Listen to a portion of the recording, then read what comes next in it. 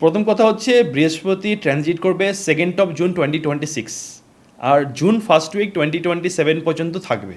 অনেক লোকের চাকরি চলে গেছে বা বর্তমান স্টেবল না, তার কারণ হচ্ছে বৃহস্পতি এতদিন মিথুন রাশিতে ছিল, আর বর্তমান কিছুদিন আগে মে মাসে মঙ্গল আর শনি একসাথে ছিল অনেকটা দিন, যার জন্য ওয়ার লাইক সিচুয়েশন হয়েছে। বৃহস্পতি যখনই কর্কট রাশিতে আসবে আপনি দেখবেন গোল্ডের প্রাইস আপ হচ্ছে, আমাদের যে গ্লোবাল টেনশন আছে ওটা কম হবে। আমি বলছি না ওয়ার পুরোপুরি শেষ হয়ে যাবে, ওয়ার ডেফিনেটলি 2026 কমপ্লিটলি চলবে, কিন্তু মানুষের যদি জব চলেও যায় কিন্তু ফাইন্যান্সিয়াল যে ওয়েলথ ফ্লো, মানি ফ্লো, ওটা কোনো সময় বন্ধ হবে না।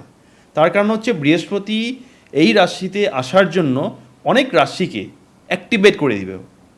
অ্যাক্টিভেট যখনই হয়ে যাবে যখন সাপোজ আপনার বৃহস্পতি যদি অ্যাক্টিভেট হয়ে যায়, আপনার কাছে তো পয়সা আসতেই লাগবে, আপনি জব করেন বা চাকরি করেন ওটার সাথে কোনো ম্যাটার করে না, তো পয়সা আসবে লোকের কাছে। এখন পয়সাটাকে কেমন করে ইউটিলাইজ করবো ওনাদের উপর ডিপেন্ড করে, অবভিয়াসলি কর্ম তো একটা ফ্যাক্টর আছে।